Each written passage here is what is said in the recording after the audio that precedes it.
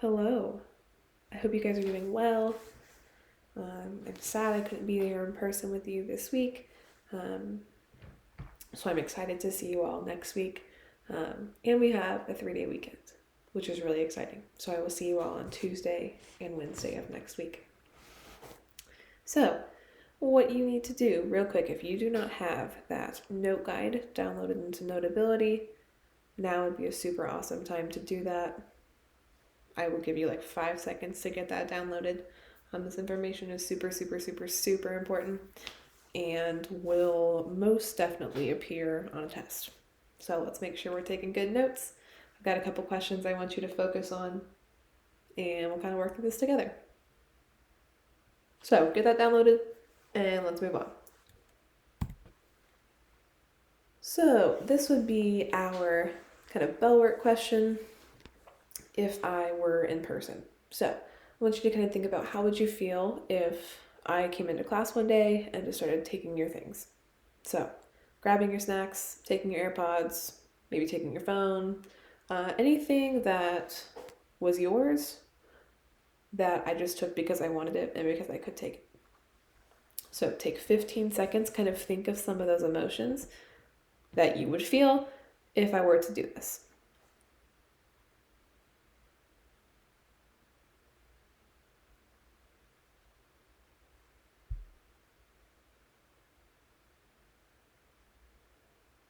So I'm assuming you were thinking things like anger or frustration, or you'd be upset.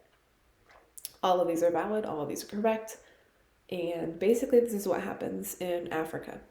So we'll talk about Europeans coming in, taking their land, taking their resources, just because they wanted to. So what you do need to understand is 2 super important vocab words that we're going to be referencing throughout this entire unit, and I need you to understand the difference between the 2. Even though they sound very similar, there is a key kind of distinction between them. So feel free to pause if I'm going too fast, but make sure you're writing down imperialism is basically a policy of extending a country's power and influence, usually through military force.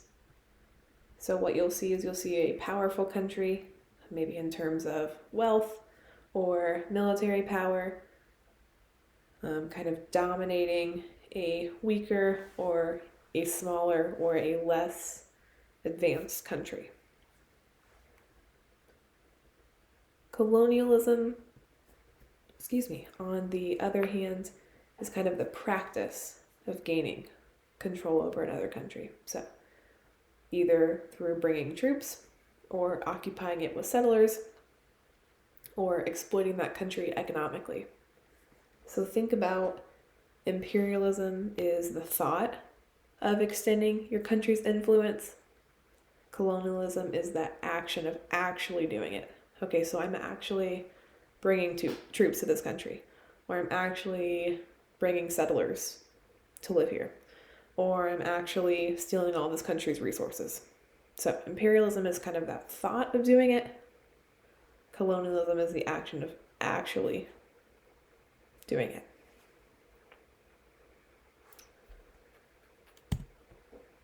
So these cartoons should not look new to you. I believe you looked at them last class before watching Guns, Germs, and Steel, which I hope you all loved. That's a fun one. So take 15 seconds, re-look over them, pay attention, or what I want you to focus on is kind of what's the argument or what's the message of these cartoons. So 15 seconds, we'll come back together.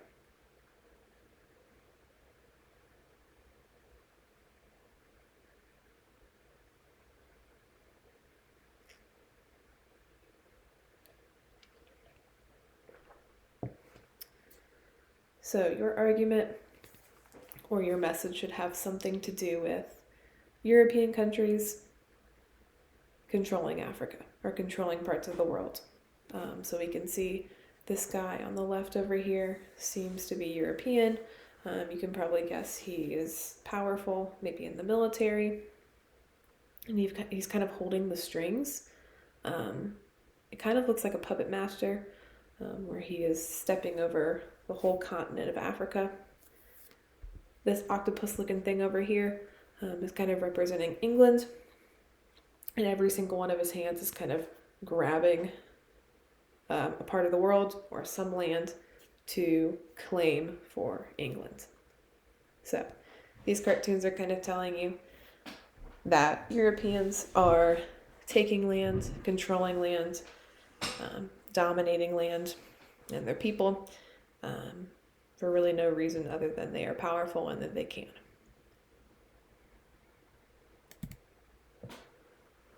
All right, so there are 3 motivations for imperialism that we're going to talk about. So basically 3 reasons why Europeans are motivated or why they want to colonize parts of the world. So that first one is going to be national pride. Make sure you're writing these down. National pride basically is just that belief that your country is the best, the belief that your culture is the best, that your way of life is the best, that your people are the best.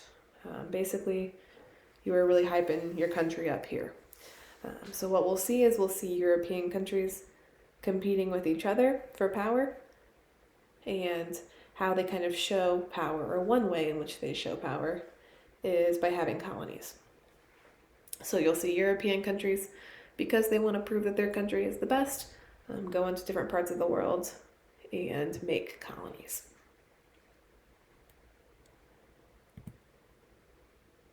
Another reason that we see European countries want to colonize other areas of the world is the Industrial Revolution. So I feel like that is probably something you have heard before. What the Industrial Revolution did is basically turn mostly European countries and countries in North America from farming communities to industrial, powerhouses. So you'll see, instead of farming become like your main source of income, you will see a lot of people move to cities. You'll see an increase in machinery and technology. When we think about those 4 levels of economic activity, the Industrial Revolution changes a lot of European countries from that primary level to that more secondary level. So taking natural resources and producing something with them. In order to produce things, you need natural resources.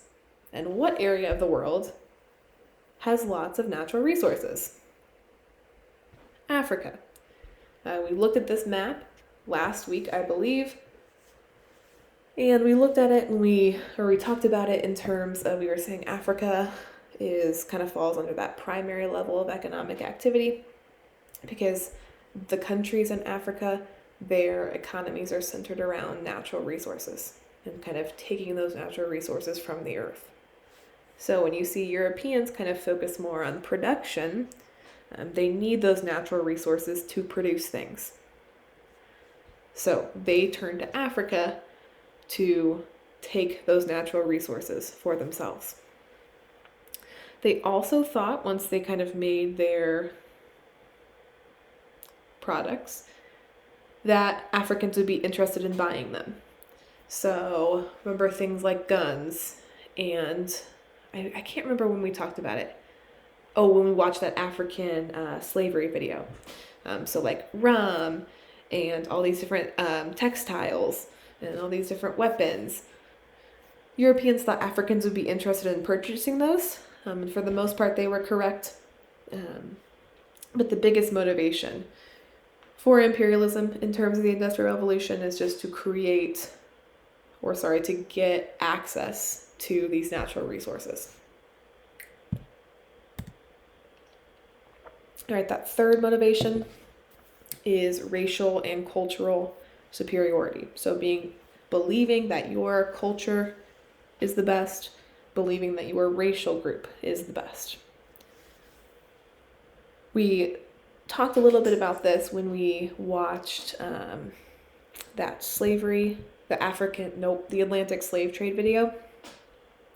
Remember when Europeans were justifying slavery by saying, okay, Africans are biologically inferior, so this is okay?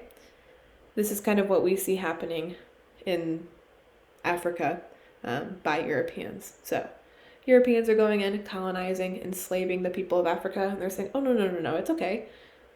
Because we are kind of bringing religion to these people. We are bringing Christianity to these people, and we are giving them a proper, notice the quotation marks around proper, way of life.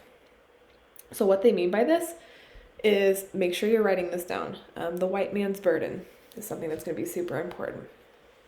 So basically what the white man's burden is it's a poem. And in this poem, it draws attention to the quote-unquote duty that white Europeans have, or that they believed that they had. It was their duty, it was their burden, it was their goal in life to go to less developed countries, usually where people of color lived, to bring civilization, to bring a sense of normalcy to these people and these countries. So it's basically this made up belief that white people's culture is superior, that they believed it was their duty in life to go to these less developed countries and bring civilization to these people. What it really was is just justification. So they realized that enslaving people is against Christianity, and so they needed some way to say, yes, I can still be Christian, but I'm still doing these horrible acts to Africans. So that's kind of what the purpose of the white man's burden was.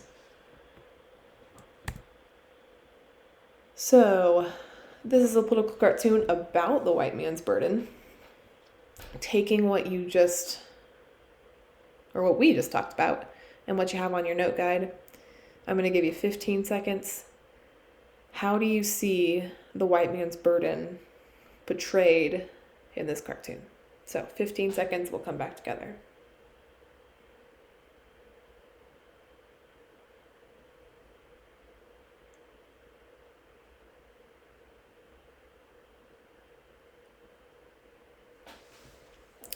So what you should kind of be focusing on is who these people are and who they represent.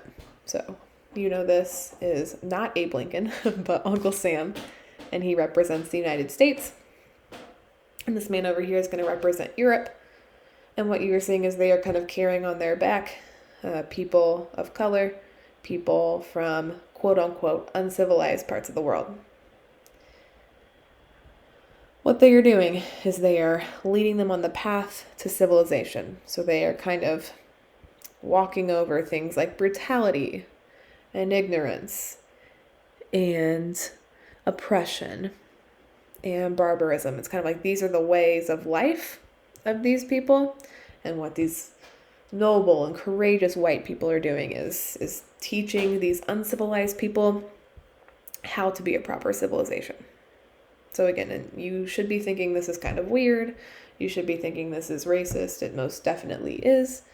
But again, it's just that justification for having colonies, for enslaving the native people, specifically in Africa.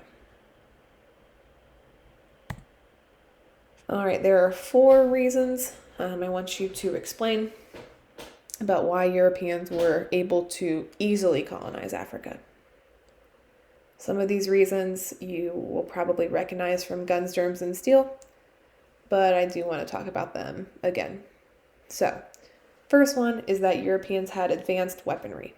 So things like automatic guns, or just guns in general, Africans do not have.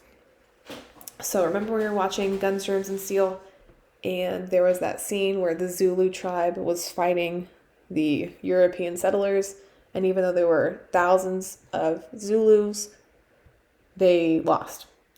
And one of the reasons, the biggest reason why they lost, is they don't have those advanced guns and advanced technologies that the Europeans have.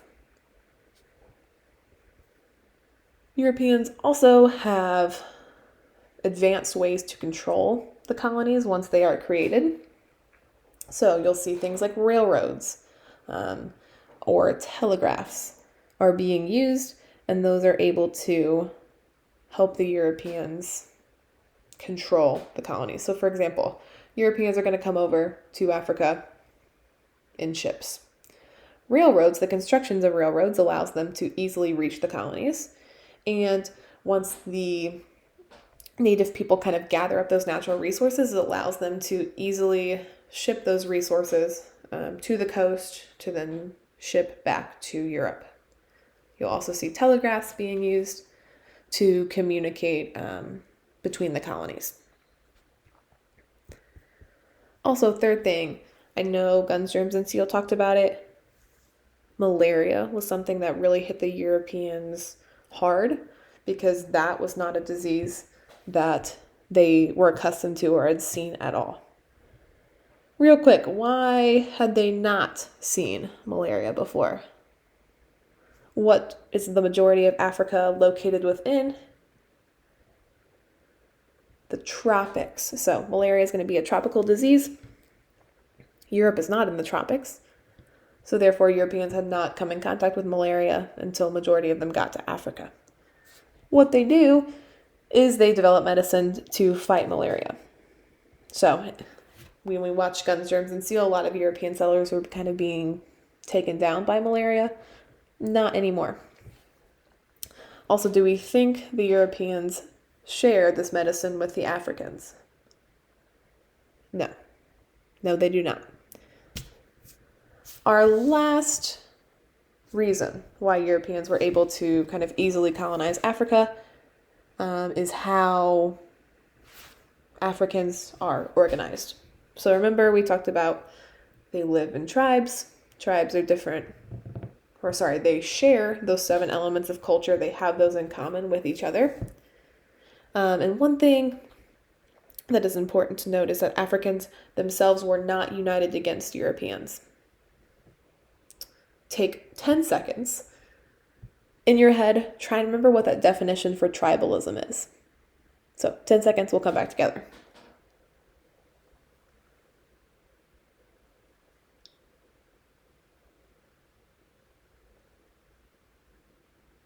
So remember, tribalism talks about loyalty to your tribe or loyalty to your group before you're basically loyal to other people.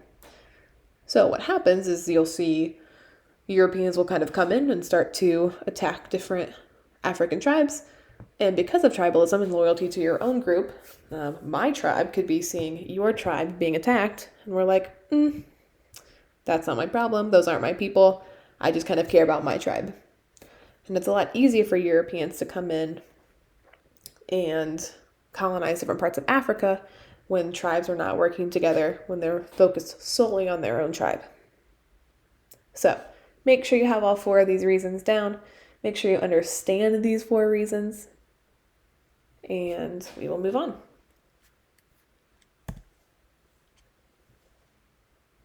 All right, Berlin Conference.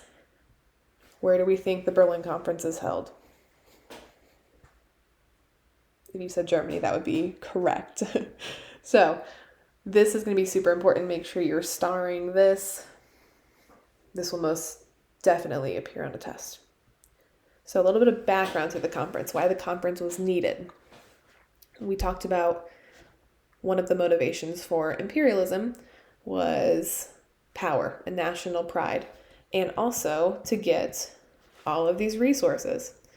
So if you are a European and your goal is to get rich, you're probably going to want to have access to the parts of Africa that have lots of gold or diamonds or oil. So what you see is these European powers and these European countries fighting each other for access to these natural resources in Africa. And the Europeans are like, this is too much. So what they do is they come together for the Berlin Conference. The Berlin Conference is important is because what happens is these European powers and these leaders of these European countries come together and lay down the ground rules for the division of Africa. So instead of fighting each other for access to these natural resources and access to this these parts of Africa, what they do is they come down and they set out different rules for how Africa is going to be divided.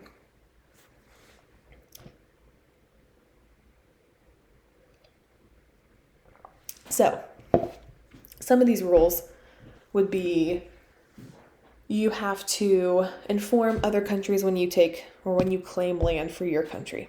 So, if I said, okay, I claim this part of Africa, I would have to let other European countries know that I have claimed this for my country.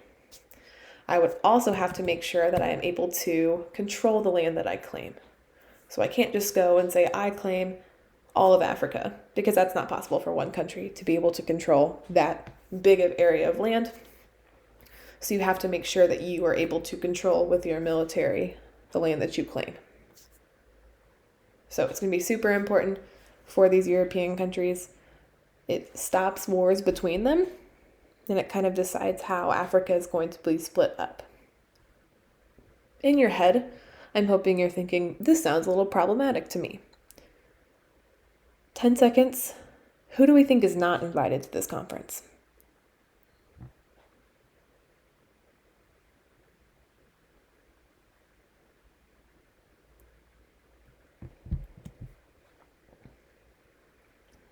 Africans were not invited. So, what you see at the Berlin Conference is all of these white European leaders gathering together. They pull up a map of Africa and they basically divide and say, okay, France gets this part, and Great Britain gets this part, and Germany gets this part. And you don't see any African representation. You don't see any African kings or tribal leaders have any voice in basically their future. So this is very problematic.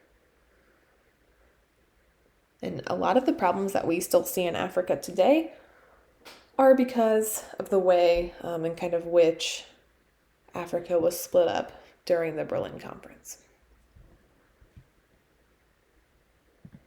So let's take about 20 seconds. Here are two maps I'm asking you to look at. The one on the left is from before the Berlin Conference. The one on the right is after the Berlin Conference. So 20 seconds, take a look. What do you see? And we'll come back and talk about it.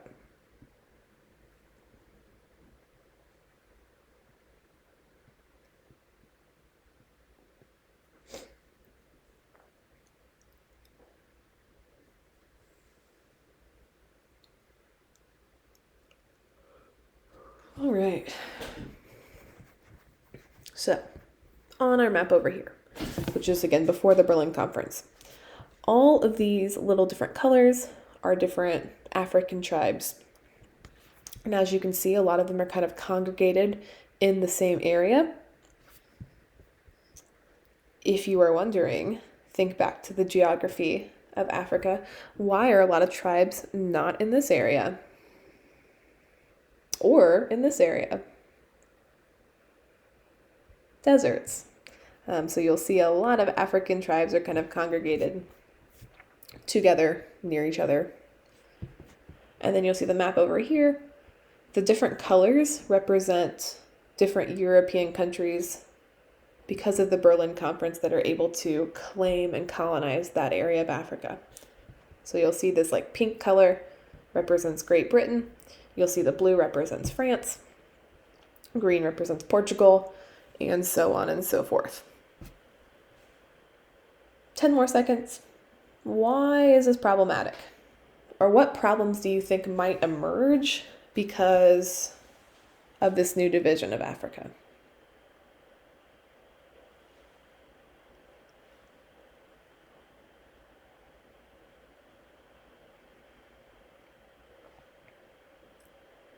What I'm hoping you are noticing is that under different areas of European influence are multiple African tribes. So you will see maybe, I don't know, that's 1, 2, 3, 4, 5, 6, 7, 8, 9, 10, 11, 12, 13. That's like 20-ish tribes are going to be all in the same kind of sphere of influence. Those would be all under French control. These tribes, remember, share those same 7 elements of culture with members of their tribe, but language might be different from another tribe, or social organization, or customs and traditions. So even though they live closely to each other, they might be vastly different in terms of way of life. So you have a lot of conflict that you will see is because these African tribes who maybe hate each other are suddenly grouped together, are suddenly forced to work together, are suddenly under the same government. So when we talk about wars that we see in Africa today, a lot of them can be traced back to colonialism and kind of how Africa was divided up by Europeans without really, like, they didn't even take into consideration these different African tribes. They just divided up the continent based on how they wanted to. One important thing I want to talk about is that how Africans were treated when Europeans came over and colonized Africa. So when we go back to this map, it's like the 4th time we've done so. The goal of colonies in Africa is to extract natural resources. It's for Europeans to come in and take these natural resources. So take gold or coffee or diamonds or oil or cotton back to Europe in order to sell or to use to make different products. In order to get those resources, that's a lot of heavy work, a lot of hard work that Africans were basically forced to do. So most of them were treated like slaves, where they were forced to work all day to get these natural resources to give them to the Europeans so they could take back to Europe to get rich. So one important thing also is that Africans had no part in making any legislative decisions. So kind of what that means is they had no say in how the country was run, their working conditions, their day-to-day life, any laws. Even though before the Europeans came over, they were kind of under, the rule of the tribal leader. But that is not the case anymore. It's the Europeans who are making all of those laws, and the Africans don't have a say in that. One of the most infamous examples, because of cruelty, is going to be the Congo, which was controlled by Belgium. If you take a look at this picture, what do you notice? Pay attention to their arms and that their hands were cut off. So the Belgians used extreme cruelty. So cutting off hands, torture, depriving food or water, whippings, killing of the family, to incentivize or to motivate Africans to work harder, work faster, get more natural resources for them. As you can see in the Congo specifically, half of the population during the imperial era died from malnutrition. So again, that's just not getting enough food, not getting enough nutrients, or they died from punishment that the Belgians inflicted upon them for not basically working fast enough or working hard enough or getting enough natural resources for them. So, terrible conditions. All right, this is our last slide. What I want you to do is basically think to yourself for 15-ish seconds, what do you think the argument of this political cartoon is?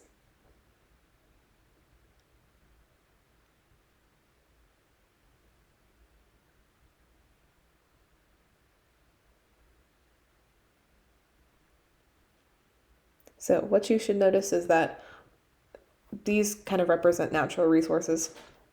You could say all of the resources are taken from Africa. So Africa is kind of stripped, even though they have all of these natural resources.